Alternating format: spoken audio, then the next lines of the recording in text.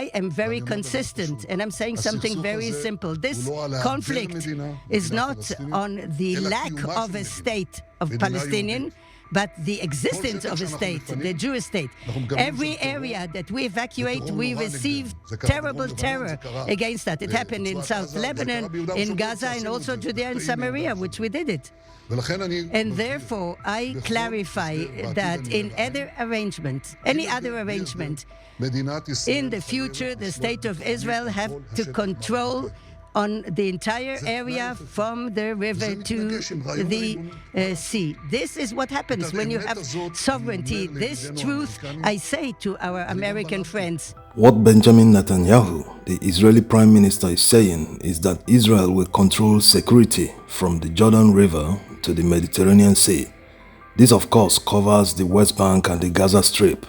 This also effectively means that there will be no two states because every truly independent country controls their own security. This has gone from speculation to reality.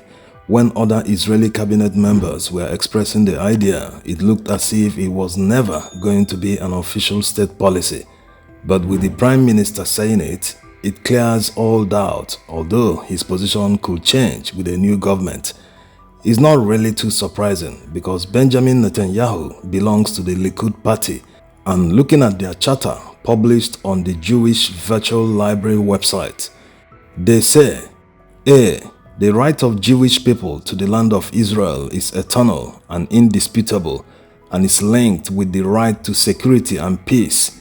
Therefore, Judea and Samaria will not be handed to any foreign administration. Between the sea and the Jordan, there will only be Israeli sovereignty. B says, a plan which relinquishes parts of Western Israel undermines our right to the country, unavoidably leads to the establishment of a Palestinian state, jeopardizes the security of the Jewish population, endangers the existence of the state of Israel, and frustrates any prospect of peace. Okay, if their manifesto says they won't allow two states, then they have to integrate Palestinians into the state of Israel with full rights like all Israeli citizens. That will surely put an end to this, because kicking the can down the road doesn't solve the problem. The problem will be solved one day, and the more it lingers, the more people believe that a two-state solution will never be viable. October 7th didn't help too. It shortchanged the views of many Israelis. The biggest question is what will be the reaction of the United States to Benjamin Netanyahu's declaration. Will the Biden administration continue to apply pressure on them, hoping that there will be a change of government in Israel in the nearest future? Or will they abandon their most trusted ally? That's if the ally is worth losing, considering the alternative. Are they going to embrace the Palestinians as allies? What is the United States going to gain from the relationship? You see, these are considerations that drive many countries' foreign policy. They will be asking themselves, what's in it for us? What are we going to gain from the relationship? It's a two-way street, give and take. If one side won't be gaining anything, then there's no need to continue or have a relationship in the first place. Maybe this is what the Israeli Prime Minister and his party are banking on, that the United States won't do anything. After all, they are talking about their security here, with Hamas leaders saying that they will repeat October 7th over and over again when they get the opportunity, like their spokesman said in this video. إسرائيل دولة لا مقام لها على أرضنا.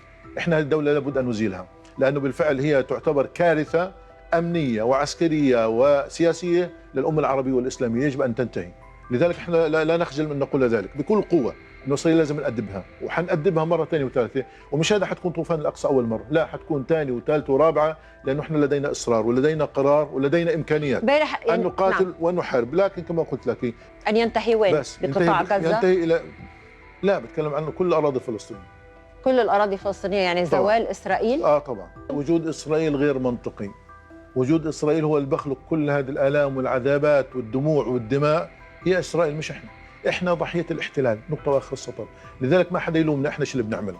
في 7 أكتوبر، في 10 أكتوبر، في مليون أكتوبر، إحنا اللي بنعمل مبرر. It is justified. مبررة. It's only a tree that won't run when it hears that it will be cut down. So the Prime Minister can claim they are taking all these measures to avert any future security breach. The reason a two-state solution is very important is because right now, their only excuse for always attacking Israel is because they say they are occupying their land. If they get their own state, they won't be able to say that. Not that their reason matters, but any attack from them after they must have gotten their own sovereign country will be seen in a different light, unlike what is going on right now. There's so much sympathy, which is understandable. Cut off this one reason they have, and the problem will be definitely solved. In other words, there will not be peace without a two-state solution. All the Hamas rhetorics and their talk about having the entire area to themselves alone will end when they get their own country. Or maybe it will even be two separate Palestinian states in the West Bank and Gaza Strip, because the two of them are not contiguous. It doesn't look likely that Israel will allow some sort of link between the two. There are hardliners on both sides, the Israeli side and the Palestinian side. These groups have one thing in common: they do not want a two-state solution. And unfortunately, they are in power in Israel and in the Gaza Strip. If elections were conducted in the West Bank today, Hamas will definitely win, because they've grown in popularity since October 7th. So what will give? The future looks very bleak. Let's end with what the former Palestinian ambassador to India said in an interview he granted Al Arabiya Network in Saudi Arabia. Credit to them and to memory for the translation. أنا بحكي رأيي الشخصي، يتركوا المخطوفين اللي عندهم وبكفي ذبح لأهل غزة. لما أخينا في قطر قاعدنا في قطر مبسوط ومرتاح وبقول أرفض التفافق وأرفض أعطي وأرفض كذا وأرفض كذا، وما كل يوم في ذبح للناس. الناس في قاعدة بتموت قاعدة. إذا فيش أرفض هال 50 واحد 100 واحد يعطيهم إياهم ونخلص. على فكرة فلسطين والقدس ويافا بلدي كلها ما بقبلها بهذا السعر اللي صار. طيب بديش اياهم بهذا السعر اللي صار، والسعر لساته بكبر. هيك بيقولوا لنا قاعدين وقفوا الذبح في غزه وبدناش نطلع، وهذاك قاعد لي في قطر قاعد صمود يجي يصمد يقعد مع اهل غزه ويصمد معهم. الحكومه هاي اللي موجوده باسرائيل انا بحبها، انا بدي اياها، لانها بتكشف الوجه القذر لاسرائيل، بتكشف الوجه القذر لاسرائيل. هاي الحكومه اللي حتخرب بيت اسرائيل انا معها. طيب. لانه هاي حماس اسرائيل، هذه اخوان مسلمين تاع اسرائيل. مشروع مشينا فيه نصه، فليش ما نكمله؟ مشروع أوسلو اللي اليمين الإسرائيلي واليمين الفلسطيني ضده، والأغبياء ضده، واللي بيفهموش ضده، واللي ما قرأوهوش ضده، واللي بيعرفوهوش ضده. بس سعد سفير عم أختم معك بتصريحات لحماس الآن تقول إنه الحركة غير نادمة على هجوم 7 أكتوبر، وقالت إنه إسرائيل هي من بدأت الصراع. إذا مش نادمة على هجوم 7 أكتوبر واللي بيصير في غزة نتيجة إيش؟ مو نتيجة 7 أكتوبر.